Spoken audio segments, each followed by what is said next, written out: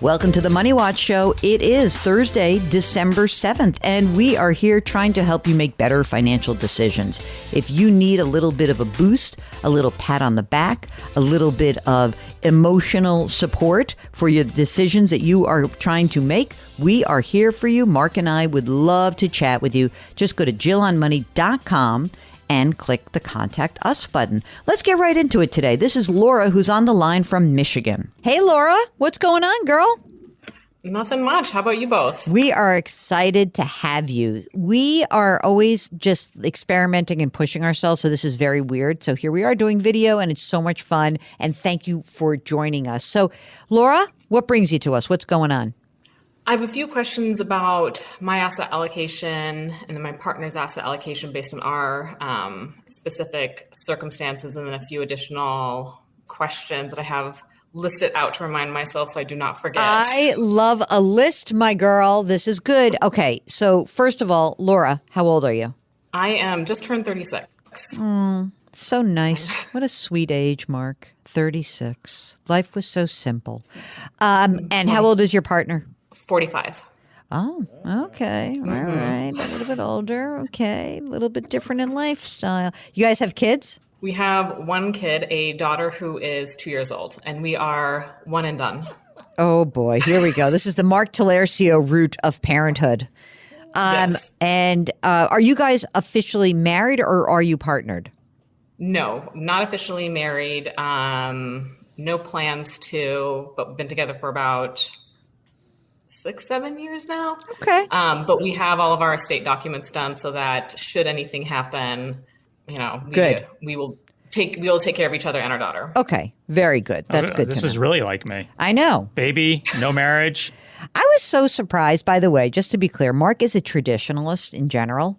So when you had the baby before getting married, I was very surprised by that. Not because I have a judgment. I just thought it was out of character for you. But you didn't care at all. No, first we owned real estate together, then we had a baby, and then we got married. So it's a very New York story, basically. The most important conversation was around real estate.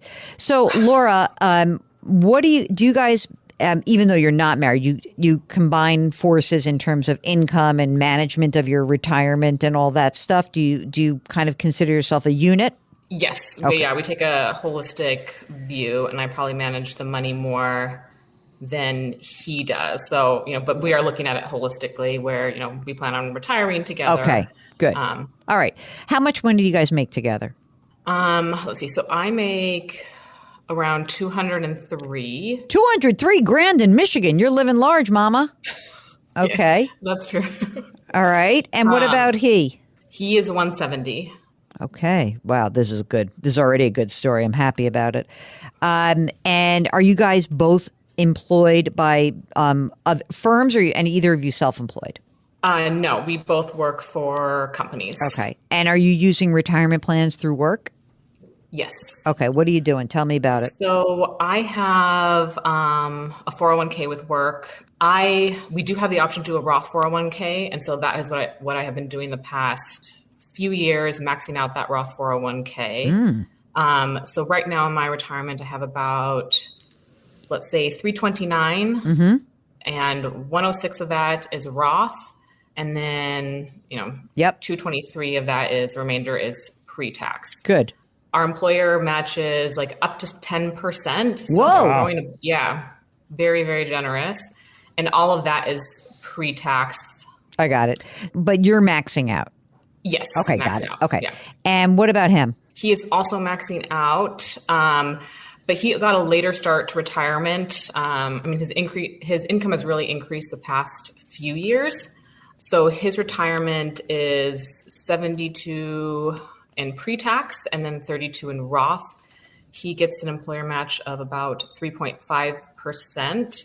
And he is currently he also has a Roth 401k. And so his contribution is all going to the Roth. Great.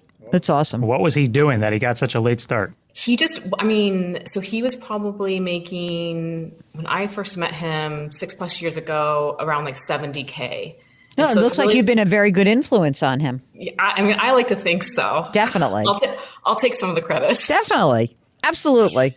What about, so you've got retirement assets, you've put a lot of money away. Are there other retirement assets, either old accounts? Do you have a brokerage that's a non-retirement account? Like, what's going on? Yes. So I'll go through mine first. Okay. I have an HSA with $1,000 in cash, which is required by Yep. the employer, and then about 15,000 invested. I also have a brokerage that's about 74,000 right now. That is with Vanguard and all invested in Vanguard index funds. I think about maybe 6,000 of that is what more of like fund money, but 5,900 of that is invested in Berkshire Hathaway, and so it's really only $100 where I've realized I've done poorly with my stock picking. Wait a second.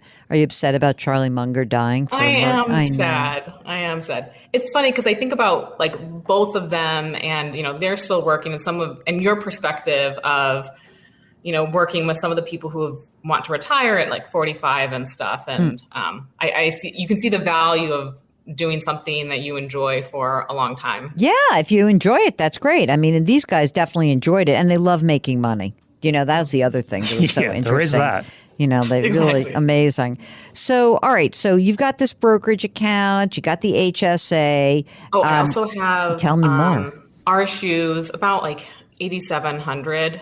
And so those 100 shares vest each year, and so that will be like around $2,000, $2,500. I'm not counting on it. Yeah, it probably works for some big car company. It's going to go away anyway. Michigan, everybody works for a car company. I don't even know that. It is not a car company, but there is some relationship. Okay, I understand. Is that it for the money that's in your name? Yes. Okay, what about Mr. Partner? Partner also has an HSA, about $2,000 in cash, and then $13,000 invested. Okay. So he also, earlier this year, his mother passed away, Oh. and so he did receive a few $100,000 worth of inheritance. Some of that went out to pay off his student loan, so he no longer has any student debt. He also threw a chunk of that into our daughter's 529. And then kind of remaining investments, he has a brokerage, probably worth, so 167. And when I first got my hands on it, it was invested in so many different funds that were overlapping, very expensive mutual funds. So I've been trying to minimize that. And I do have questions associated with how to invest, I got it. That. No sweat. And then, but there's no other debt though, because like the student loan was paid off, right? Correct. Okay, good. And so he's got this brokerage account with a bunch of crap in it. We'll try to streamline it. How much money is in the 529 account for your daughter? We have like a few separate 529s. So his 529 for her is 50,000. Mm-hmm. My 529 for her is about 13,000. Mm-hmm. And then my parents have one for her that's probably around 2,000. We don't contribute to it consistently. My employer contributes $100 a month to it, up to $10,000. That's a nice perk. That is a nice perk. I like that perk. So that's the 529. We got his brokerage. You got all of his money, right? He also has 2 inherited IRAs. Oh, so he has to start taking that out. How much is in the inherited IRAs? So there's about 21,000 in one, and then 16,000 in the other. Okay. So we got 10 years to get that out. What about cash in the bank? So we have about 45 total, and about 24 of that is in a high yield savings account, and then 21 is in 2 CDs maturing in April. Okay. So we consider like that to be our emergency fund. Good. I do think it's a little light for us right now. Okay. Do you guys own a home? Yes. We have a mortgage of about 705. Whoa. That's a real number. The home is worth about like 820, 850 compare under Zillow. Okay. 705 mortgage. What's the interest rate? 5.25. Whoa. When did you buy this? About a year ago, when the market was crazy. You've got this. This is a fixed rate, or did you get an adjustable? Fixed rate. Okay. You love this house? Yes, the plan is to, stay here. She'll go to public schools in this area. Mm-hmm. So we're going to get to your questions. Mark, did I miss anything else in the life insurance? So we both have a 20-year life insurance, term life insurance for 1.5. each of us have, some life insurance Through that's work. provided for free from our employer. Good. All right, let's talk about these asset allocation questions. So what's on your mind? Okay, so first question is asset allocation for my 401k. It is currently invested in a Vanguard target date index fund, but based on some of your previous discussions with previous people, I think that I could probably do it differently and cheaper. You've graduated. You've graduated Yes, from the yeah. target date fund. We're going to send you a diploma. Mark, you want to do a little bit of the asset allocation 101 for Laura? I think, it's funny. Like, what's the cutoff? When do you graduate from a target date fund? When you have like 100,000? I used to say 100. I used to think 100. I mean, some people literally do not want to do anything, so it's fine. And that's fine. That's I know, fine. That's but- fine. I'm totally fine if somebody just wants to, set it and forget Right. it. So, what is the 401k? Where is it held? What's the big company that is the house? Yeah, I don't know. But it has it has Vanguard funds? It has Vanguard funds. Okay. So, our options are Vanguard Total Bond Market. Yep. 500 index. Yep. Ding, ding, Extended ding. market. Wait, and then extended total market. international stock. Okay, so we have extended market. You said you have a bond market, and then you also have an international, right? Correct. Okay, so Mark, give her the allocation. Let's go. Well, she's a youngin. She's only 36 years old. So How do you feel about risk before we go crazy? I'm good with risk. Okay. I'm willing to take some risk. Now, Jill will disagree with me, but I would say, given your age, I would have 80% in stocks. You see, I can hear. No, you hear I'm Jill? good. I'm good. That hurts. I would have 80% in stocks, and I would have 20% in fixed income, the bond. And what do you want to do? You want to extended market would be 65%, 15. What, international? Yeah. 10. Yeah, 10. I would probably do 10 international, 70 U.S. Stocks if you want to do the extended. Some people might just say do 70% in the S&P 500. Yeah. I think the extended market is fine. I have no problem with the 500 if that's Either what you one. want to do. Right. Either one of those. So Full disclosure, I am a 500 person. Really? If you give me the two options, I'm picking the 500. All right. Fine. Now, Should I split? Like do a percentage in the 500 and a percentage in the No, extended? no, one or the other, because there's going to be a lot of overlap between pick the two. one. Pick one. Okay. Don't worry about it. Don't worry about it. And you can do that in both your Roth and your traditional. What about partner in his retirement account? What are his allocation options? Similar? I actually don't know, but he's currently invested in an index fund. Fine. For him, what would you A little less what risk. would you recommend? Well, He he's has an some old low-cost man. index. Yeah, he's Yeah, older. He's an old man, so I would say, if you're 80% stocks, I would say he's 70%. yeah, 70-30 maybe. In his brokerage, tell me, how did you clean that up? It was, so over 15 like ETFs and mutual funds. Did you say 15 different ones? Yes, like over 15 mutual funds and That's crazy. ETFs. Yeah. And I kept bugging him saying, hey, sell this one and then buy these. And he finally said, here's the login information. Oh, I love this guy. Let me delegate this to you. So Yes. is there when he inherited the money, right? He inherited this brokerage account? Is that what happened? Yes. Okay. So, it was So split. he got a step up in cost basis, meaning the cost basis was established at his mother's date of death. Okay. And when was that? When did she pass away? Earlier this year. Okay. So there's probably some embedded gains, but not huge. This Yes. is the time to make the big changes. This is the time, for real. I've sold some, and it's now down to, let's see, 1, 2, 3, 4, like 6. 6 is a lot. What do you Yes, need I 6 agree. for? What are my 6? So under bonds, so currently there's 14% in bonds, some in AGG, Yeah, and then some in that's a bond 13,000 ETF. in DHRIX, which is Diamond Hill Core Bond, and it's almost also like a 0.5 expense ratio. yeah, we're out of that. Goodbye. Yeah. I'm sure that may even be down in value. We don't. is. Okay, sell that. Good. Okay. And then we'll have some cash to reallocate, and you'll be able to do that. Okay, now we're at 5 funds. Keep going. Yes, and then under the large cap, which makes up about 62% Mm-hmm. of his of the brokerage. There's VTI, which I've been kind of shoveling money in whenever we sell anything. Yep.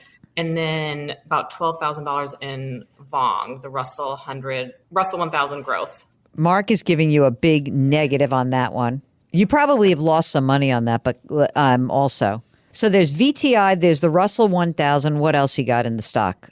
And then under international, currently invested in 24% of part of his brokerage. And then it's IXUS, the iShares Core MSCI Total International Stock. Uh-huh.